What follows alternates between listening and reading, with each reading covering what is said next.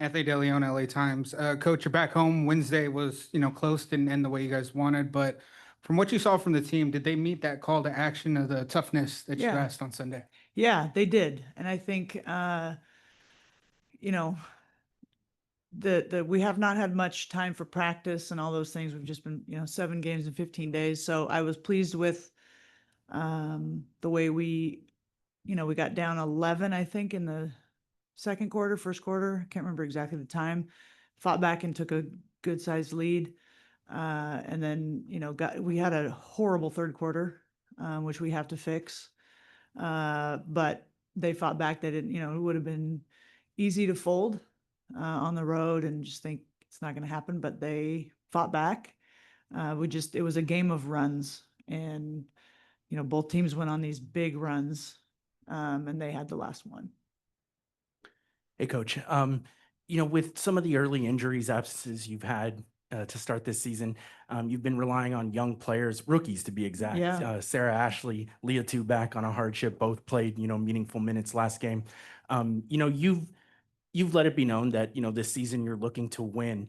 I'm just curious. Is there a trade-off at all between winning and development with some of the younger players? I guess kind of how do you balance wanting to win and then developing some of these players that you need to be impactful players? Yeah. And, it's a fine line, right? And we do want to win every time we put on the uniform.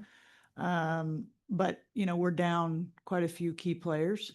But that's part of sports. And, don't feel sorry for us. It is what it is. So we'll adjust. But because of that, the rookies are getting, Sarah Ashley particularly is getting more time. And I thought Leah too did a tremendous job in the 13 minutes she got at Phoenix to just be with the team for 24 hours and come in as a rookie. And, like I've always said, she gets us extra possessions, and she did that in Phoenix. So because of the injuries, they're going to get to develop maybe faster than they would on other rosters, that have more depth than we do right now. So I think in the long run, it's going to pay off. In the short term, there might be some growing pains.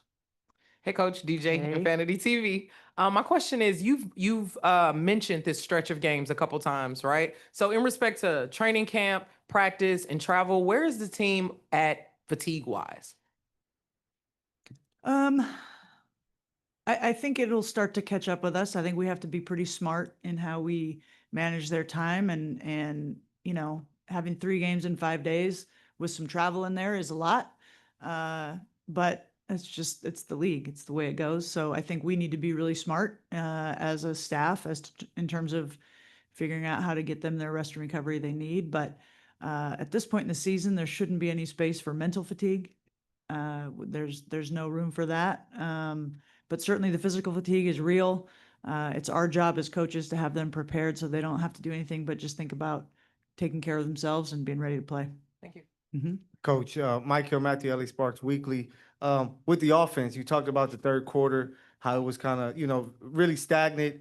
You saw some of that in the matchup with the Lynx. From watching the tape, what kind of caused those issues for you guys? It's not like we're adjusting offensively at halftime. It's a matter of, and I think the players would tell you this, it's the energy and effort coming out of the locker room. And there's got to be an intensity to how we get ourselves going again. So I can certainly do my part to fire them up a little bit, get their attention. But at the end of when the horn goes off at the end of halftime, they got to come out with the intensity of which they did to start the game. It can't take us 3-4 minutes to kind of get back into it. And I don't know that that's a play call as much as it is mentality. Hey, Coach. Admittedly, the roster is a little bit less deep than you would want right now, but in terms of Kelsey's minutes, 40 minutes twice in 3 games. We've got this stretch with 2 more games coming up before Tuesday. Was this something you envisioned of her wanting to play 40 minutes or No. just okay? No, and that it's not sustainable, and nor do I want it to be. I mean, she'll tell you, she'll look you dead in the eyes and say, I can play 40. And she's done that to me many times. But she's a competitor and wants to play. And I love that mentality from her. She's just a competitor at heart.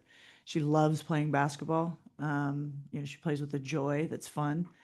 It's fun to coach, fun to be around. But, my job is to make sure she can play with that joy in August. And so No, ideally she doesn't play that much. Having Julie Allemon back and, no restrictions at this point, that'll help a ton. So we need to be conscious of her minutes and even though she can go 40, it's probably not ideal. Hey, Coach. Hi. First question, how's Rakia doing with the concussion and everything? Yeah, she players' health, especially when it comes to brain stuff, that's priority number one. And so we're, just trusting our medical team. So she's, in the concussion protocol, and that is, there's not an exact science to brain stuff. You sprain your ankle, it's a little more, we can kind of tell what it's going to look like. A concussion, you just don't know. So she's doing well. I mean, she has a concussion, but I fully trust our medical team and hopefully we get her back sooner than later. And secondly, the other night you're sitting next to Kelsey as she takes full responsibility for the loss that night. What does that mean to you to hear your leader kind of fall on her sword and take the loss that, it's a team game, but she takes the loss personally herself? Yeah, she's a leader. And I think she understands that that kind of accountability is contagious. And if the head of the snake can take responsibility, then it makes it easier for the rest of them to hold themselves accountable too. So she definitely, she said that about the third quarter. We didn't lose the game because of her. There's a lot of things that went into it. I made some mistakes. We all played a role in that one. What does De'Erica's leadership look like so far in the early practices and games? De'Erica's, and you guys, I'm sure, have gotten to know her. She's just an incredible human being, and her leadership is, she still does things on the court where I'm like, wow, like she is so talented, so athletic, consistent, plays her tail off, and that's kind of how she is as a leader. She's just consistent, steady, very nurturing. If you're having a bad day, she's the one that's going to come put her arm around you quietly and not make a big thing about it and just ask what she can do. She's very thoughtful. And so it's really nice to have, with Kelsey and with KP and De'Erica, just, they genuinely care about their teammates. And when your best players have that mentality, and I'm not like trying to make it sound better than it is, that's the truth. They genuinely care about their teammates. And that goes a really long ways, especially with the youth we have. Charlotte Moore, FI 360 News. Coach, you are a few games behind now. Talk about the adjustment now with the new system. How far do you feel that they've come and how much are they now allowed to play versus within the system versus being improvising far as towards their game? Yeah, they're getting it. You can see our cutting has gotten better. Our timing's getting better. They're starting to understand each other better. And with professionals, it's a really fine line because you want to have a system that, where there's some structure and, there's accountability out there.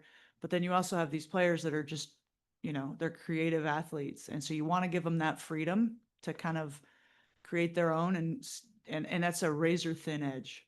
And so we've had some moments where it's too much of that and some moments where they're kind of almost like not sure what to do because they don't want to mess up. And that just takes time, but they're getting it.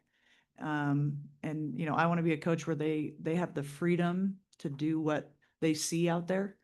But also it has to be remain in the structure of playing the way we want to play. Thank you. Coach, right here, third time facing the Valkyrie, this season, so far. It's weird. What have you seen from them and what do you expect to see your team, now facing them with the added adjustments and already knowing them? Well, like I said, I think they're a good team. They've got some great shooters. They shoot more threes than anybody, so far in the W. And so we've got to really defend that 3-point line. They're banged up a little bit too. Tiffany Hayes is out, and she's a big part of their offense, but we have a couple I could go down and say the same thing. But I think we have to defend the 3-point line. That's how they kind of got themselves back in it up there. And the biggest threat to me right now is that our players don't have the mentality of, you walk into this with your fist down, like, oh, we beat them, we got this.